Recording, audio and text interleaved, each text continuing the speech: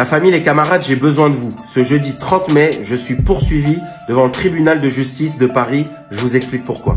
Avant de vous expliquer les faits, la famille, j'ai besoin de vous. J'ai besoin de votre présence massive pour ce rassemblement à midi devant le tribunal de justice de Paris à Porte Clichy. Et j'ai également besoin que vous diffusiez cette vidéo le plus massivement possible sur les réseaux sociaux afin de montrer aussi votre soutien et votre indignation parce qu'on ne peut pas accepter l'utilisation du pouvoir judiciaire pour réprimer les militants politiques. Vous le savez sûrement, en 2022, avec Révolution Permanente, on s'est lancé dans cette campagne présidentielle dans laquelle on a rassemblé plus de 160 parrainages. Et dans chaque campagne présidentielle, en fait, il y a un lot de réunions publiques, de conférences et de meetings très nombreux que nous, on a organisés. Et notamment, le 9 février 2022, à l'initiative d'associations et de syndicats étudiants, j'ai été invité à une conférence dans un cycle de conférences pour les candidats à la présidentielle au Panthéon-La Sorbonne. Sauf que ça n'a pas plu à un groupe néo-nazi qui se fait appeler les Natifs, qui est en réalité le faux nez de Génération Identitaire qui, quelques jours avant la tenue de cette conférence au Panthéon-La Sorbonne, a placardé des affiches que vous allez voir avec mon visage, des affiches islamophobes et racistes expliquant que je n'avais rien de français, que j'étais 100% wokiste et 100% islamiste.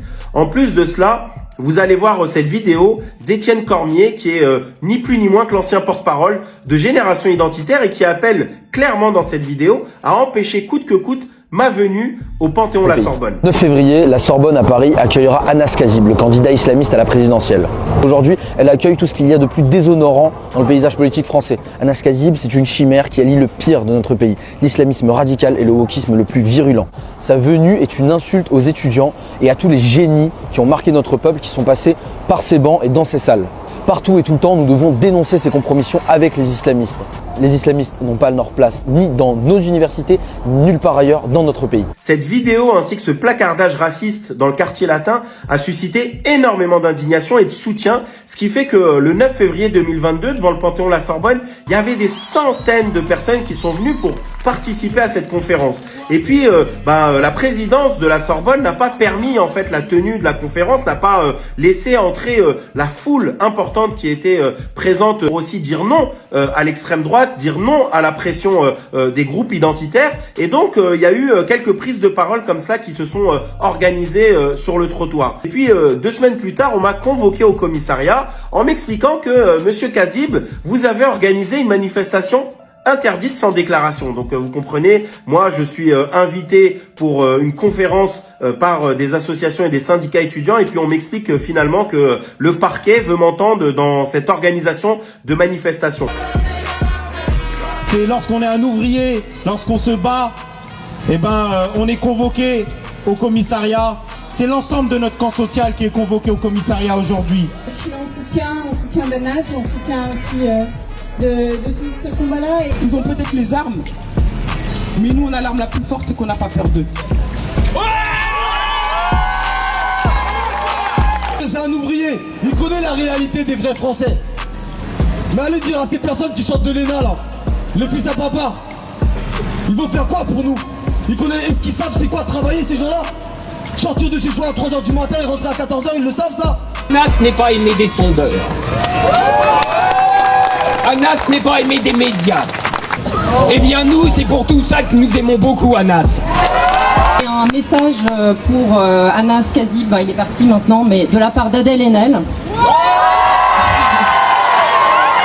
Vous portez une vision tellement pleine d'espoir et d'intelligence. Je suis à 100% de votre côté.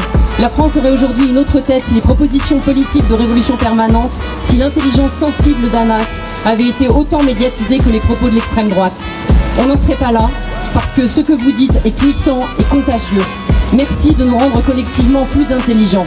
Franchement, vous êtes l'espoir de ce monde. Pendant 2 ans, les amis, je n'ai plus aucune nouvelle. C'est-à-dire que pour moi, et notamment mes avocates, on considère que l'histoire est close, que c'était un coup de pression au cœur de la campagne présidentielle, au moment le plus important où on transfère les promesses en parrainage officiel pour faire en sorte que le premier candidat ouvrier issu de l'immigration ne puisse pas être présent sur la ligne de départ. Et donc 2 ans après, cette convocation qui tombe pile poil dans une vague de répression dont je fais partie, vous savez, il y a un mois, j'étais convoqué devant la cellule antiterroriste pour mon soutien au peuple palestinien, eh ben cette convocation, elle s'entend dans cette période-là, c'est-à-dire de répression et de volonté d'utiliser tous les moyens, la police, la justice, pour faire taire les opposants politiques au gouvernement, parce que le parquet, les amis, le procureur de la République, c'est le ministère de la Justice, c'est Dupond-Moretti et autres. Et donc voilà les amis, comment on a un pouvoir judiciaire qui est main dans la main avec ces groupes identitaires et néo-nazis qui encore il y a 2 semaines manifestaient librement dans Paris, en entonnant des chants